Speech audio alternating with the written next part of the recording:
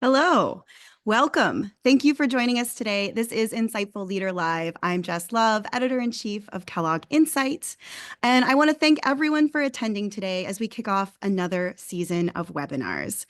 Today, we are going to be hearing from Kellogg's Hatim Rahman and Northwestern's Liz Gerber on how to get beyond the hype and get real about using artificial intelligence effectively.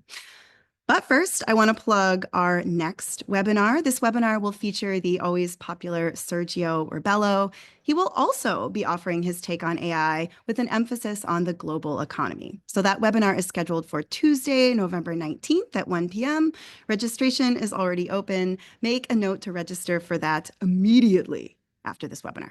Okay, back to today. I want to lead with a bit of housekeeping. We're going to be closing the chat box soon. Please leave your questions for our professors in the Q&A box. You can upvote each other's questions, and closed captioning is available. You can access it via live transcript at the bottom of the screen.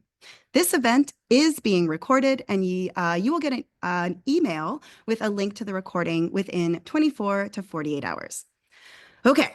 Let's get to the good stuff. We are being joined today by two incredible experts. The first is Kellogg's Hatim Rahman. He is an associate professor of management and organizations at Kellogg, where he investigates how artificial intelligence is impacting our work, our organizations, our employment relationships, and our labor markets. His research and teaching have received numerous awards, including being selected for Poets and Quants 40 business school professors under 40 years of age. Today, many of the insights he'll be sharing are from his recent book, Inside the Invisible Cage: How Algorithms Control Workers, published by University of California Press. And we will next be joined by Liz Gerber, a professor of mechanical engineering and communication studies at Northwestern. She is also co-director of the Center for Human-Computer Interaction and Design, co-director of the Delta Lab, faculty founder of Design for America. Her research focuses on artificial intelligence and the future of work. And for more than 2 decades, she has consulted widely with for-profit and nonprofit organizations on innovation and product development. We're going to hear first from Professor Rahman, followed by Professor Gerber. There will be some back and forth between the two of them. And then finally, time for your questions. And I am going to turn it over to Hatim Rahman at this point. Thank you so much, Jess, and really to the entire Insight team for always hosting such incredible webinars. And thanks all of you for joining us during your lunch or wherever you may be and what you're doing right now. I'm very excited to be here. And as Jess overviewed, we do really want to leave ample time for Q&A. I'm super excited and really honored that Professor Gerber has joined us in this Insight session. And just I'm excited to ask her questions as well to kind of tap into her wealth of knowledge studying really this topic and the introduction of new technology for longer than I have. And so just want to emphasize that. So keep your questions coming as we go.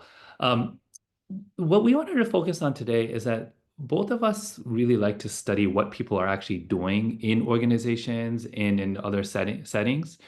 And when you read sometimes in the news media about how AI is impacting work in organizations, I think it misses some of the depth and some of what is actually needed and what's going on to ensure the use of AI in organizations can be done effectively. And so to this point, what we want to organize our conversation around is a figure, which we'll share momentarily, something that we call the AI life cycle, which really gets at which really gets at what we're talking about of going beyond just some of the hype and headlines around AI. And so hopefully you can see this screen here now that it starts at the top where you have the business and use case development. So that's kind of where the cycle starts. And then you go to the design phase, the training and testing of the data that you use for AI, the building of the AI model, testing and validating, deploying the AI model or system, monitoring it. And the reason why it's a life cycle, because it doesn't stop. We know this with really any IT system, but specifically with AI, right? We're trusting AI to make decisions and predictions, especially when encountering new situations. And oftentimes, you need to update. The world changes, the problems you're facing change. And so you kind of have to go back to the drawing board and look again, like, are we using it in the most appropriate way? Do we need to redo the design, so on and so forth? So one of the key elements just want to emphasize is that this is a life cycle, and each one of these components requires its own set of considerations depending on whether you're going to build something in-house or you're just going to focus on deployment. Again, we were kind of joking when we were preparing for this. Each one, like the business and use case, the design phase, each one of those has its own life cycles, right? So just we're going to use this as the orienting diagram. And today I'm going to talk a little bit about the business and use case and the design phase. So that you can see me a little bit bigger, if you we'll unshare the screen for now, and we'll be referring to it as we discuss and talk about.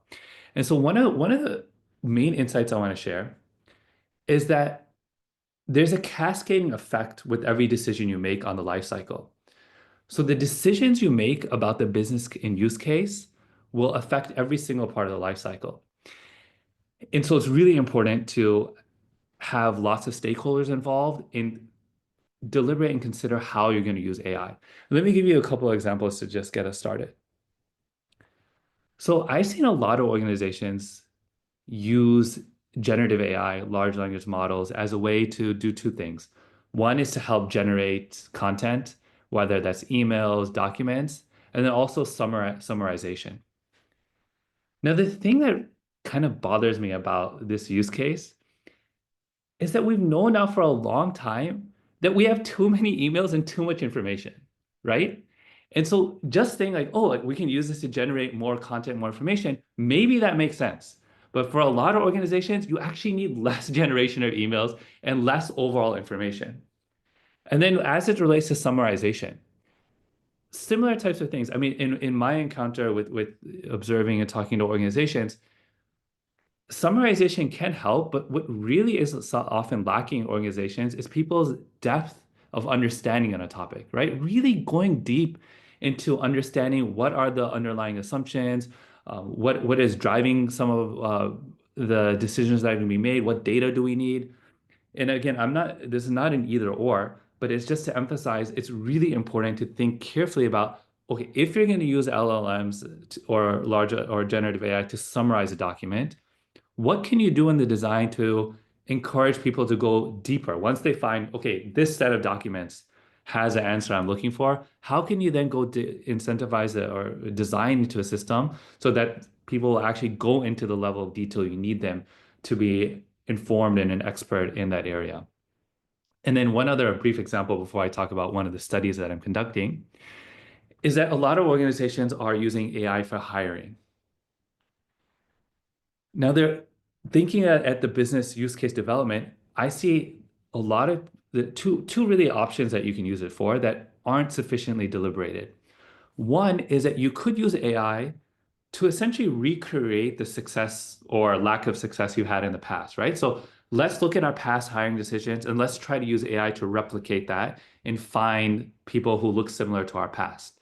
Now that may work, but we also know a lot of emerging research shows that that can perpetuate the shortcomings you've had in the past, whether it's difficulty finding candidates who are underrepresented, candidates from different expertise, so on and so forth.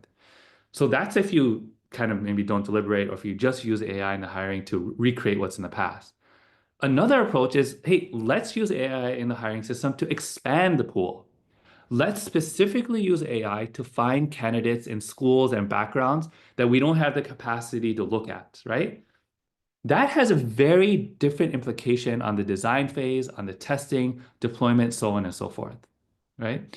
So hopefully that broader point makes sense for why it's so important to think carefully about the business case and development and how it's going to affect the other parts of the life cycle.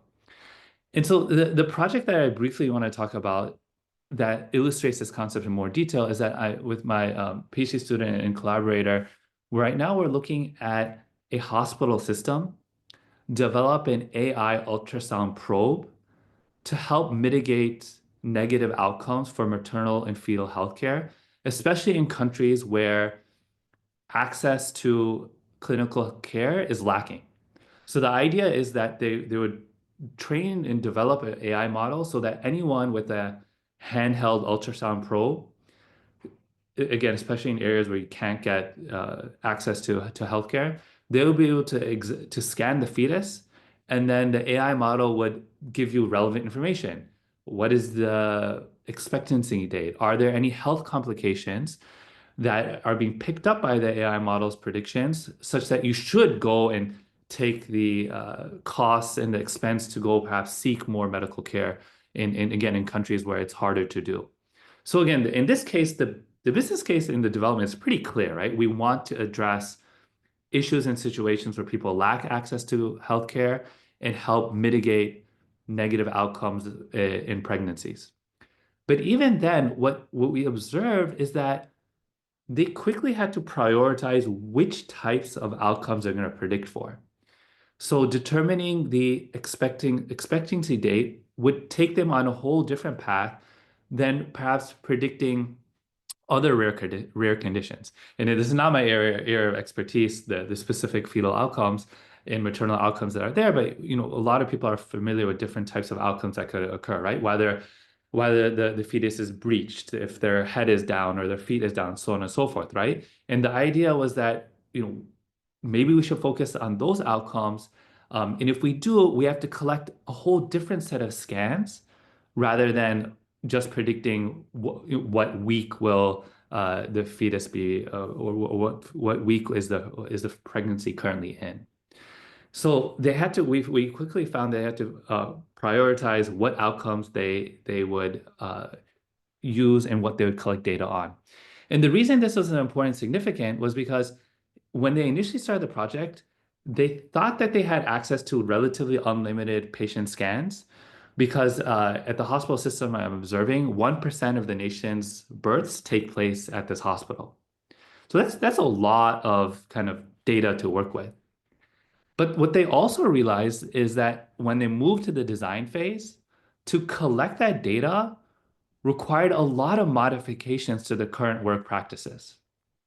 So right now, what they found out was that the traditional ultrasound scans they were taking in the outpatient clinic, so when a pregnant patient came in for routine visits and check-ins, that ultrasound scan wasn't high quality enough for them to train an AI model on, especially one that was going to be used to detect rare outcomes that were potentially dangerous in the pregnancy. So that, required a whole set of changes of practices. That meant they would have to go in, they would have to go and get new scans from patients in clinics. Well, who's going to pay for those scans, right? Insurance doesn't necessarily pay for that. Um, and they realized that they'd have to use a specialized ultrasound probe so that they could collect high quality enough images, right? And then I guess perhaps the last point I'll make with this example, just to illustrate how even when there's access to lots of patients and data, it ended up taking a lot more work and consideration, was that in order to collect the data so it's useful for an AI system, the nurses who were conducting the scans had to change their procedure for doing the scan. So in their normal procedure, when you're doing a scan for a patient, the way the nurses explained was that if you stopped to look at maybe something interesting that the baby is doing, or a patient's like, oh, I want to see the baby's hand or something like that, usually that's okay. But what they found is when using the ultrasound probe to collect the scan for an AI to train an AI model, was that stopping disrupted the collection of the data. And so stopping and restarting was more hassle for the engineers to figure out how to use that type of data. And so they had to retrain kind of the way they did the ultrasound probe to conduct a continuous sweep and scan, even if there's something interesting that appeared on the monitor that they're using. And so again, first again the business case, they had to figure out what models to prioritize, which had implications of which type of data they're going to collect. And even when collecting that data, they had to, in the hospital system, they had to adjust the practices, figure out who's going to pay for it, patient consent, so on and so forth. And so zooming out, as I just want to mention, is that one is that in how organizations use AI, which problems they're going to solve.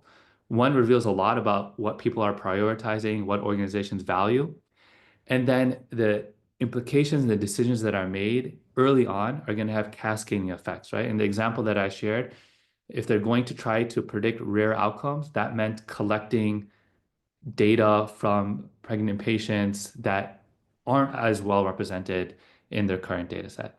So I'm going to leave it at there. Again, I talked about the first two kind of phases of the life cycle, and I'm going to turn it over to Professor Gerber to share some of her insights related to this topic and other parts of the AI life cycle. Thank you so much, Hatim. It's a pleasure to be here with you, hear your thoughts, and be with all of you who are able to attend. And thank you to Kellogg for supporting this event. I'm going to build on the diagram that Hatim was referencing. So maybe if we could build that up, bring that up one more time. My background is in innovation technology and management. And so my interest really is how is it that we go through a new product development cycle? And what we are showing you in that diagram is effectively a new product development cycle for artificial intelligence, but more broadly, a new product development cycle, which should feel familiar to those who are in the space. Thank you. If you can pull down the image, if it's still up, thank you. One of the most important things about doing a successful innovation process is really getting at this intersection of creating a desirable solution. So that's a solution that people want, a feasible solution, that's something that can be built, and finally, a viable solution, which is it financially sustainable? Is there a business case behind it? And so the phase I want to start off on is business case development, because what I see, and I've seen throughout, as Hatim mentioned, I've been studying this process for over 2 decades with many different emerging technologies, and I'm seeing many of the same things repeat with artificial intelligence, is this enthusiastic adoption for the technology, but without really being clear what the desirable solutions are. What do people really want to use it for? And then what is the business case? What's the return on investment? People are ignoring a lot of the financial investments that are needed. They're making crazy, exaggerated expectations for the returns at this point. And so the business goals and the measures of success are really not clear. And the easiest way to describe this, as many of you probably have heard this phrase, is it's a fire, aim, ready situation. So typically we pause, we look at the target, we prepare, we aim, we fire, we get ready, we aim, we fire. And in this case, what Hatim and I are seeing a lot of is this kind of fire quick. Oh, wait, where are we aiming for? Oh, what are we ready? And so this kind of, this is contributing to a lot of the hype. I'm hearing a lot of organizations saying like, everything has to be about AI or I'm out of a job. Other comments I'm hearing, everyone is doing it. If we don't, we'll be left behind. And this kind of anxious thinking is not allowing people to really think through what the business case really is. They just know they want the adoption of the technology. So the analogy, a colleague in a conversation I was with a colleague was talking the other day is like the early days of online banner ads. So we were talking about when the internet became propagated, everybody wanted to get into online advertising, and so people put up these really big, gaudy advertising ads. Hopefully some of you remember them, the flashing, the rainbow, etc. People didn't really know what they were doing or what they were trying to do. They just knew they wanted to be in it. And so we see this not just with, we're seeing this with AI, but we've seen this over the years with many emerging technologies. So in the business case development, that's a high level purview of what I'm seeing. Within the design phase, people are starting to become more sophisticated about thinking about what tasks can AI support or assist with versus what jobs they can take over. A lot of the headlines are AI is taking my job. In truth, that's not likely. It's really different tasks that AI could be assisting with. And so from a design perspective, we really need to think about what are the actual tasks that need to be done. And to do that, we need to do a lot of modeling of behavior of actually what's happening. And so I've been working on many projects with organizations to step back and just say, what are the tasks that need to be done? How do they go from step to step to step? What are tasks that people should be doing and want to be doing and are good at doing? And what are tasks that we can allocate to the AI? So really the importance of slowing down and developing cognitive models of what people are doing is critically important, as opposed to just assuming AI is going to take over the task.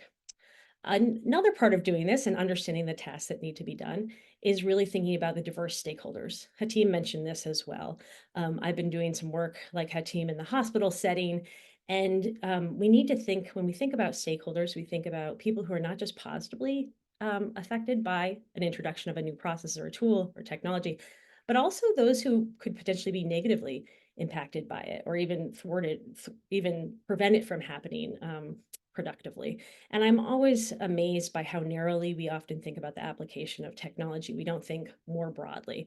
So the example that I like to give is outside of the medical context is with the Airbnb as an organization, for example. People think about Airbnb as an organization that is about hosting hosts who offer their homes and people who stay at their homes. But thinking about the much broader set of stakeholders included in that service, we can think about the cleaning services that support the turnover of the homes. We can think about the local police. We can think about the transportation services that service the area. We can think about the hotels, travel, etc. And so it's much broader than we often think. We often narrow down to just the primary stakeholders and forget the larger group. So applied to AI, this is important because one of the things that Hatim mentioned is needing to get data from AI is effective if we have data from many different sources. And many different sources have to be willing to give and share that data. And so in the case of the hospital, and working here, working on a project to reduce hospital infections, it wasn't enough to just have the data from the doctors, the nurses, and the patients. We had to get the data from the people who cleaned the room, the people who served food in the room, the people who resupplied the medical supplies in the hospital. And so we had to really understand the entire system. We needed to get data from many, many more different stakeholders than were initially conceived of. And as Hatim mentioned, some are willing to give it, some don't even realize they are producing usable data, and it can create new routines for some folks. So just being really mindful of, to have an effective system, the breadth of data you need from many different stakeholders who don't necessarily they're not necessarily incentivized to give that data, or even know that's of interest. So we're getting into data and training procurement, which is again, back to this situation of hospital infections. So somebody comes into the hospital, they are infectious, and all of a sudden the hospital needs to figure out who all has engaged with that patient. Procuring that data and getting data can be sensitive. We learned, for example, not everybody wants to be tracked. Doctors and nurses don't want a tracker on them to say exactly where they are at all times. Sometimes many of these people already feel like they're being intensely scrutinized already. And so then to be tracked, to know when they're going into what rooms and going out of what rooms can be problematic. So getting the data that you want in an ideal situation is often quite difficult. I'll quickly wrap up with building, testing, validation, and monitoring. So in terms of building these systems, I've already spoken to this, but the most effective approaches that we've seen so far is really diverse stakeholders building together. So in the case of the hospital, we might have a patient representative, a doctor, a nurse, we might have a cleaning staff representative, we might have somebody in charge of operations and building management. We might have a caregiver, for example, represented. It's a much more diverse group of people to understand what each of them are interested in, willing to give up in terms of data in exchange for reduced infections. In terms of testing and validation, one technique I've seen work really well is people doing what are called pre-mortems. So this is identifying before you even start a project all the things that could possibly go wrong. Thinking about security, thinking about bias, thinking about some of the things Hatim mentioned. So thinking through all those things will often help you design better solutions. And then finally, getting into deployment and monitoring. The thing I like to say in all new product development systems is assume something's going to go wrong. Hatim kindly said, the system may change. I'm perhaps a little more cynical and say likely you got the design wrong. So assuming something went wrong, really being ready and proactive to correct and to adjust. The amusing story I'll end on that's always reminds me that things can go wrong is a story of software deployment in an organization I used to work at. And when they deployed the software, they gave everybody a punching bag, like literally a punching bag to put on their desk. And I thought, how interesting. They already are assuming that people are going to be frustrated with this. They know it's not going to work. They're recognizing it's not going to work, and they want to have a close feedback loop with those folks so that they can correct it as soon as possible. So with that, I'm looking for turning it back over to Hatim and engaging in a discussion about how we can demystify AI. It's not magic, Hatim, right? Not magic. That's right. That's right. Thanks for sharing, Liz. And maybe one question I had while you're presenting, and I saw a little bit in the Q&A when I was speaking, was that a lot of what I said and also what you mentioned is you talked about like slowing down. And in your experience, there is also this kind of this other fear of missing out, right? How do you, when your competitors are trying to build fast and break things? So in your experience in talking to organizations, or I know you build products yourself, how do you balance between trying to ensure that you involve lots of people, slow down or deliberate, and still keeping up with competitors? Yeah, it's a great question and a classic tension. So I'm a big fan of the skunk works operation of having small groups that are working and envisioning what the future could be, but not rolling things out to a larger group until things are looking pretty good or working pretty well. What I'm seeing right now is that their AI teams are not isolated. It's like a blanket. It's like everybody at the organization has to get on board with AI or else. And I think it's much more prudent to have a smaller group be building out, testing, seeing what's working, what's not working, and then rolling that out. Because there's so much money being thrown at this. If it was a less costly endeavor, Hatim, I'd say, okay, put it as a blanket, directive to the whole organization. But it's remarkable. In my time, I don't think I've ever seen quite so many resources been thrown at a technology without a really rigorous business case development. How would you answer the same question? Yeah, I mean, it is a tough one, and I like what you said, because I think sometimes we fall into either or traps, right? Like we either slow down or we move fast. And breaking into small groups, right? You can have a group that is like, hey, you go fast, right? And you have another group that's dedicated to trying to think about kind of the unintended consequences, second order consequences, because it again, it unfolds over time. The second thing I'll say is that I think in order for organizations to go ahead, you're going to have to train your models on specific use cases that are particular to your organization or your data or your industry.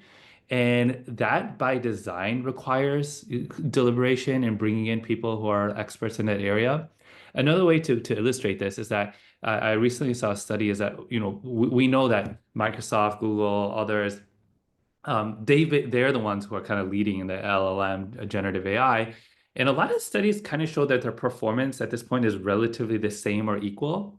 And I interpret one of the interpretations is that it's because they generally have access to very similar sets of data and are employing similar models. Yes, they're trying to tweak here or there, but again, to really make that next jump or to get a competitive advantage is going to require more of the slowdown, right? Like thinking carefully about like which kind of domains can we specialize in, and then speaking to domain experts about what is it that are problems that need to be solved, and then thinking about maybe how AI can enhance that. So yeah, I think it's important to avoid the either or fallacy, and if anything, I do think that organizations and society a little bit more broadly can learn from the social media example, right? When social media was like, it went really, really fast. Everyone was so into it.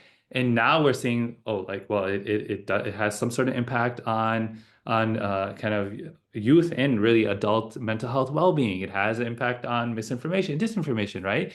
And looking back, I think the scholars who are saying that we should think about this more holistically do deserve more credence for kind of thinking about it in a slow down way, right? So I guess a way to say is that balancing it in the long term does help mitigate some of the consequences. Yeah, and I do want to say, I think people were sounding the alarm at the very beginning of social media. So Yeah, I don't want to give the impression that just now people are realizing, oh, it's not perfect. right.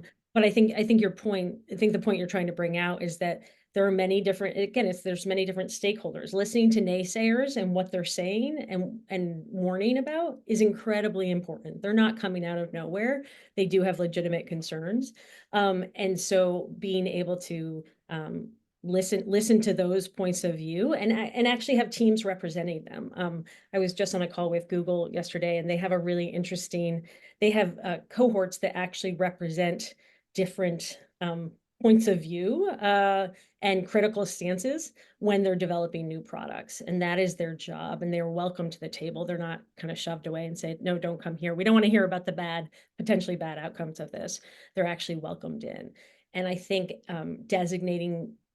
having those roles in an organization are incredibly important, and validating those, because they're coming from somewhere, and they're something important to think about. I think also as you said, your source. I think academics have the freedom to speak, as they say, speak truth to power, speak about things that may not be financially beneficial to organizations. So being aware of what academics are saying and the concerns they're having. The third part I would have, which is more of generalization of what you were talking about, is looking at past technologies. Like yes, AI is unique in terms of a technology, but we have had, steam technology. we've had all sorts of revolutions of new technology, electricity coming in. There are similar patterns to adoption. And so understanding AI as a new technology, and that we are, as a human species, often optimistic and enthusiastic, which is great. But sometimes we have blind spots and we don't always see what's coming. We have a way of Yeah. anticipating what could come. Yeah. Thank you. Well, not even so that as well, and even just like internet, email, and again, I guess I kind of mentioned to my students, I'll mention here too in a bigger form. I mean, some of my hot take is that like LLMs and generative AI in organizations is just going to create a bigger SharePoint. And I don't know your experience about SharePoint, but usually people there's a lot on there, but it's usually difficult to navigate and hard to make sense of, what's the signal from the noise, right? So there are even more recent technologies that would perhaps provide some insight into how that we can learn from. I don't. Could I ask you another question? Wait, can I pull on that? And before you ask Yeah, another question, which is, when you were sharing that, I was thinking the image that came to mind was the fire hose, right? It's like we already were drinking from the fire hose, and now we've just added 30 more fire hoses, right? So like, there was one fire hose, and now we're at 30. yeah, And we deal in like, the world is about information, and information flows yeah, effectively. That's why AI is where it's at right now, because we have access to so much of this information, and yeah, we have the ability to just amplify it and make more and more and more. yeah, Um, and I've been thinking a lot about just the cognitive load it puts on people, and what is our human brain actually capable of doing, yeah, um, and and how much do we actually want? So I think that's a question. I think that's a philosophical question that we need to be asking yep, ourselves. yep. Sorry to interrupt, but No, no, no. I Maybe, couldn't agree more with you in terms of yeah. productivity May- and the Maybe expectation. maybe ask another question. Then after that, maybe we'll bring in Jess to go because again, we want to leave time for the Q&A given the topic. Is that early on you said that like it's important to make sure that for the use case it's desirable. But maybe I guess a pushback is well, not a pushback, but maybe clarification as well is that I mean right now when it's desirable for who, we get like AI for dating, AI for really, which is its own use case, but it's less of like AI for climate change, AI for resolving, I don't know, conflicts, right? I mean, like they are there, but they get less kind of this seems like they get less attention or attraction. I don't know. Do you want to expand a little bit about what you meant about like who determines it's desirable, or like how do we change? Maybe more importantly, how can we change the conversation about what is desirable? Oh, I love that conversation. So one of my colleagues, who's a futurist, meaning she thinks about what the future would look like. She says, if we don't create the future, who will? Like right now, I think what's happening is the visions of our future and how it should be are created by a pretty small group of people. And we're letting them, we're handing it over and saying, yeah, you tell us what the future should be. And I think that is, that is not the right direction, in my opinion. A healthy society is a society in which all of us are talking and deliberating and sharing what our shared future is, rather than what the future as designated by a few powerful people should be. And so I think a lot of this comes down to collaboration, living in neighborhoods. Just last night, I was out on my neighborhood street chatting with my neighbors, and I thought, I mean, I wonder how much longer this is going to go on, in which people actually know the names of their neighbors, right? And they can talk with them. We have different political views. We have different ways of providing, a living for our family. We come from different places, but we're able to, because we live on the same block, we're able to talk. Yeah. And that is a concern of mine, is that we are allocating the priority. We are letting a very small number of people decide what the priorities are Yeah. and should be for us. So it's kind of a story of collective action. This is about we're all part of the future making. So we have more power than we think. We need to start using our voices to say what we think it should be, rather than letting other people tell us what it should be. That's right. Also, maybe is it a good time? Maybe we'll bring Jess back with us to moderate and bring in some of the questions that we're getting. And while she's coming back, Hatim, I want to turn that same one on to you. How would you answer your same question? Yeah, I mean, I think that what you mentioned, collective action, and I think we do have good examples, right? That we have seen. I've talked about this in the past, of like crowdsource accountability. So creating rating systems. There's an organization, for example, called Fair Work, that is trying to create rating systems for digital platforms, Mm-hmm. in rating them to see how fair they are, how transparent they are, how much compensation they give to workers. And so, again, we often think that we'll wait for the regulators to figure it out, but we know how long that takes and how unsatisfying that ends up being, or it can be. And they're important, but in the interim, I think that now, using kind of digital tools to voice our opinions or to provide accountability to change the conversation is important. And again, we've seen that occur definitely in the US, right? We've seen, for example, people referenced in the past, right, the LGBTQ plus movement, of like how a couple of decades ago it was relatively marginal support, and how quickly it's changed, right? So there are examples that, when we talked about in the past, that people who want to advocate for change can learn from, to get a sense for, even if it's an unpopular position, how we might be able to mobilize resources to change the conversation. Mm. So I'm struck by I appreciate that you clarified that this was in the US, because I think there are other countries that are interested in individual accountability and actually having measuring behavior and deciding who is a good person and who is not a good person. And I think that kind of surveillance is problematic. And so I think this is a really interesting question of to whom are we accountable? Yeah. I think that's the question. And what do we want to prioritize? Yeah. It's interesting how a question about, AI in business can get to these existential questions of, what's important and what should we value so quickly. And I think Laura's joining us. Yes, I think Jess is having some technical difficulties, so I'm just gonna swoop right in for her. Another question that we got was, are there any best practices for training staff to actually use the AI or collect the right data?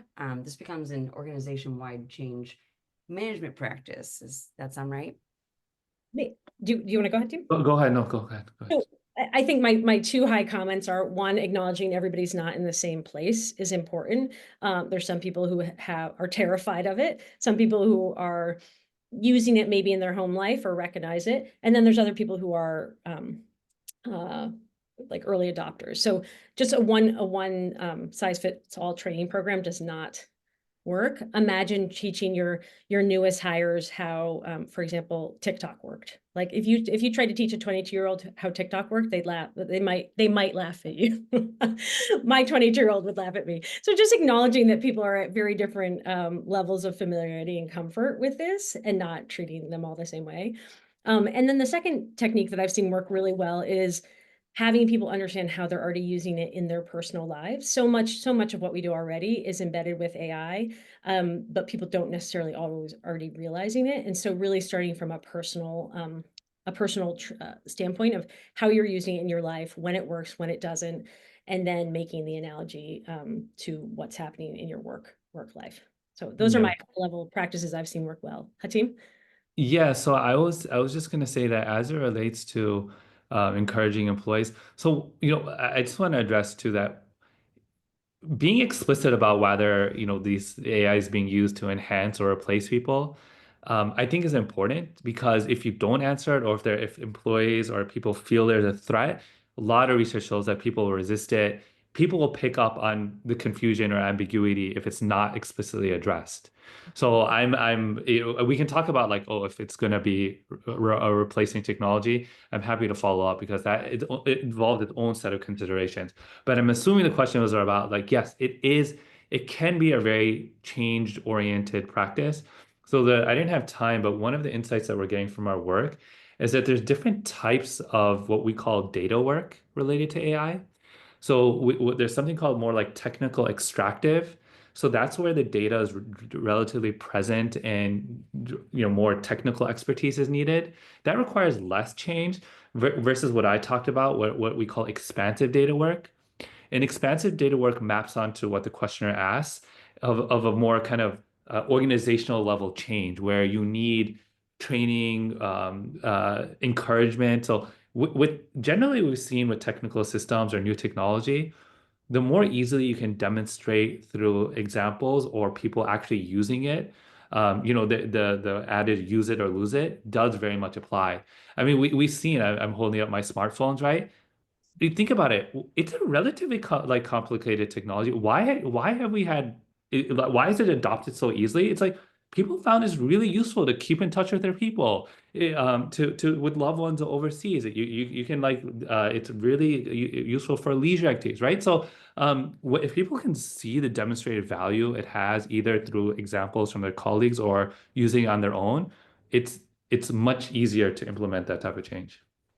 I want to give a concrete example, Hatim, of this, which is my friend was saying her mother is being asked to use AI at work and kind of resisting it. And so she got her mom at home and started using it, ChatGPT, just to write what was in the fridge and what kind of meals could be made. And her mom thought this was so much fun. Her mom, like, takes great pleasure out of, making a great meal out of the pantry, whatever's in the pantry. And so this was her opportunity to kind of onboard her mother in a way that was meaningful and helpful to her mother, that her mother found really fun.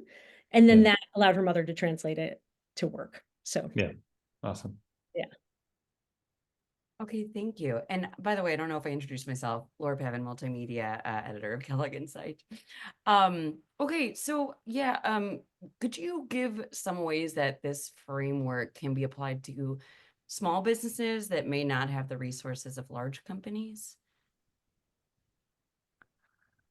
Yeah, I mean, so I guess I can just start. I mean, so for small businesses, the easier entry towards the AI lifecycle is perhaps looking at for more off-the-shelf tools. But if you're going to work with a vendor or something off the shelf, asking questions up front about how can it be customized, in which ways will you be able to retain recourse or agency, meaning that can you adapt the system, if the AI system makes decisions or operates a certain way, are you able to ask questions about why it is, or can you give feedback so that the model can be specialized, trained in your area or adapted for your needs. So that's what I assume the question is, but I'll hand it over to Liz to see if she had other insights. Yeah, to me, it's the exact same process. It's just, it's the exact same process. So if you were a small business, whether you're getting something off the shelf, you're going to have to adapt it. There's nothing you can get off the shelf that will work perfectly for you. So there's always going to be a design phase. There's always going to be a deployment. Like all of that is still going to happen. My guess is if you're a small business, the business use case and development is going to be, there's less wiggle room. Like you really need to be clear why you're adopting a new technology, because it's going to take time and money to go through that cycle.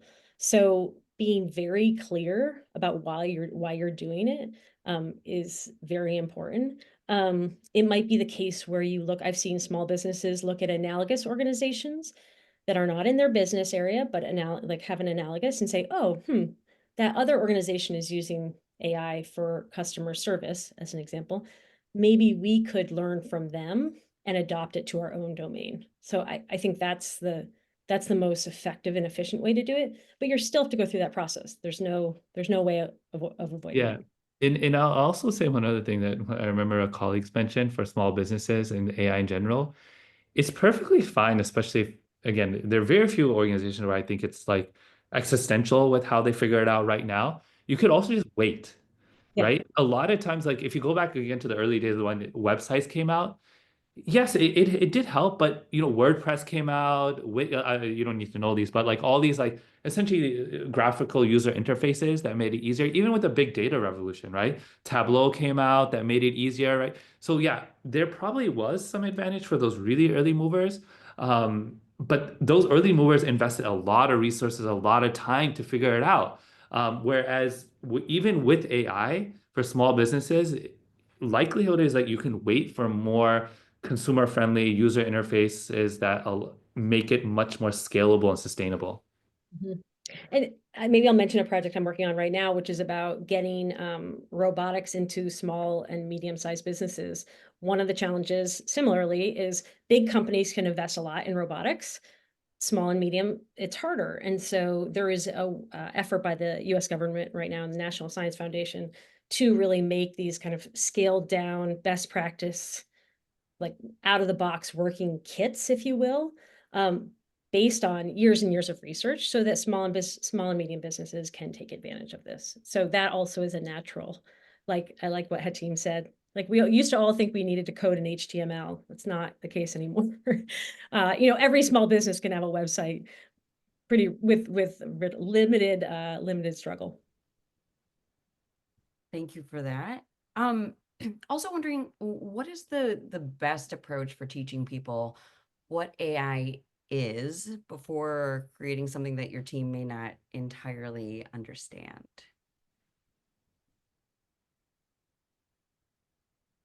The task that they don't understand, or they don't understand what AI is? I think what AI is, like, I've talked to people where they've said, well, I'm not really, yeah, I've seen what AI can do and I'm just not worried it can, take my job. Different context of the conversation, but I'm like, no, you've seen, I think, customer or just like layman facing AI, and that's not exactly all that it does. And so I'm wondering if there's a good way to kind of teach people what AI is and what it can do before you actually implement something. So one of my colleagues, Doreen Long at Northwestern, studies AI literacy, and she works a lot with kids and high schoolers and talking about what is AI. And some of the exercises she has are, I love them. They're very manual. They're about, one is about, for example, showing people a bunch of photos and saying, which photos are cats? Okay, well, this, and this are a cat. Okay, well, why do we know those photos are cats? Well, because they have these pointy ears and they have these whiskers. Okay. And getting people to develop the rules of the algorithm and in some ways be the artificial intelligence, and then translating that on. So, or making that clear that is one way the AI works. I think at this point, there's so many amazing videos online that are like 5-minute explainer videos that are brilliantly done about what AI is. That honestly, that's what I would do. I would find a great explainer video. Yeah. The other reason why maybe I was a little bit befuddled too, because I don't know if people agree on what AI is, right? And Uh, in part it's because there's well, not to go too kind of, but it's like narrow AI that like ultimately all the AIs out there, they have to be trained in a specific domain. There isn't this thing called like general artificial intelligence.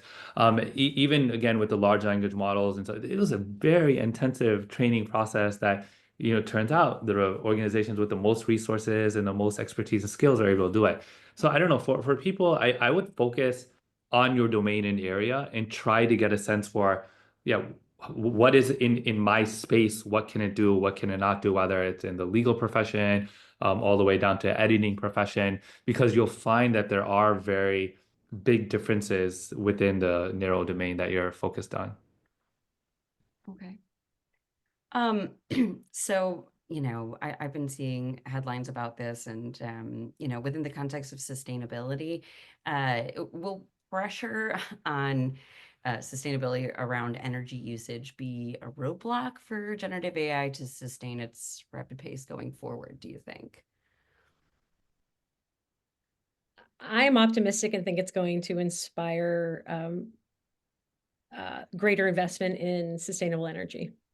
Like I just see the excitement and enthusiasm too great for it that my hope is that it's going to inspire new ways of creating energy that will then positively influence other areas of society.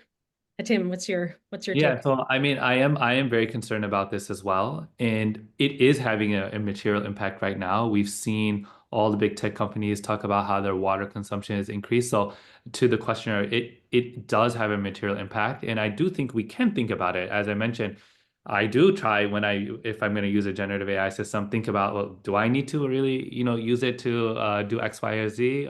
Because there is a environmental material impact. But to what Liz said is that I don't know, the reality of where we live in is that a lot of times these types of when the risk becomes more salient, which it is with the consumption of AI, it drives people to think about it more carefully and more with more concentration. So yeah, I agree with Liz that given that there is now more awareness of how many natural resources in the entire life cycle AI is using, I'm hoping it will motivate all stakeholders to be more conscious and be more creative about how to reduce the environmental impact.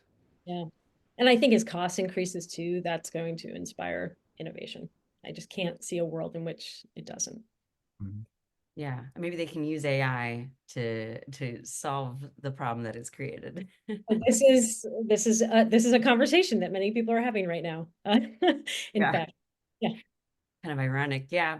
Well, I mean, this is as creators, we are constantly, as a designer, we're constantly creating things and we're dealing with the output of what we create. And this is the society in which we live. And so we need to figure out how to have what's called like a more, cradle to cradle system in which what we create can be reused to inform the next creation. And right now we do not. Mhm. I want to go back to the healthcare pregnancy example. Someone had a question about that. You mentioned that in order to integrate AI ultrasound probes into the examination procedures, the health practitioner's current practices need to be significantly adjusted. These types of process shifts might be required in many industries. How can we predict and support such process shifts brought on by human AI collaboration? Yeah, that's a good question. I mean, in terms of predicting, I mean, I was actually just talking to my co-authors on this project. Like, we were thinking about like how embedded, I don't know if that's too technical a term, but essentially how borrowed or how deep is the data that you need to collect. So the example that maybe I'll give more to people is like, collecting data on temperature is relatively easy to do versus what I talked about collecting a patient's scan, right? So it's kind of borrowed one in all these existing frameworks and literally a patient. So I would think about, how many systems within the organization are involved in collecting that data. the more systems, the more practices that are involved or people, the more change process skills are going to be needed, versus one where, again, it's no coincidence that large language models were developed, because it just so happened we were all contributing so much of our textual knowledge for free, easily accessible, and didn't have lots of protections, right? So in that domain and area, it would be like easier to collect. In terms of how to plan and prepare, one of the earlier questions, I do think at that point, if it does involve more extensive, we do have great knowledge and I think certifications and training on how to manage lead change. And I think those ideas and concepts are very applicable, if not more so, given how fast things need to move with AI. And I just want to also remind us that many of us radically changed our work practices in the last 4 years. Right? I mean, if you could have predicted 5 years ago, we'd be having important phone calls via video. We'd be having medical check-ins via video. We are, as a species, incredibly capable of change. And so I think we are going to be able to do this because we've done it before. Okay. And I think this will be the last question because we have just 1 minute left. How do you think about the ROI of investing in AI when so much of the upside is still unknown? How should you budget for this? So it's not my area, especially. I would just say cautiously, because as you mentioned, it's unclear what the ROI is. And it goes back to what we talked about. Think clearly about the business case. What is the ROI of the business case independent of the AI? And if the ROI is important, then, I think it's worth pursuing. If there isn't, of what use case you want to solve for, then I would be more skeptical that AI is the solution for that problem. And just building on that, I would just say, take AI out of the picture and focus. Do you need to become more efficient with customer service? Do you need to deliver product on time? What business problem are you really trying to solve? And of the many different solutions, could AI be one of the many ways to address that? But maybe consider a few other ways and investigate those in parallel. I think that's the bigger concern, is that people are just falling over AI. We have a hammer, everything looks like a nail. We're in that situation right now, and we're making a lot of mistakes.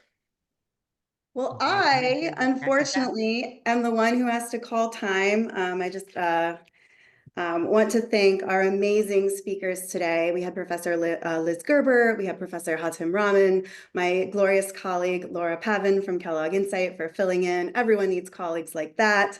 I want to encourage you all to check out Hatim's book, check out Liz's podcast. We're going to drop slides with those coming up here soon.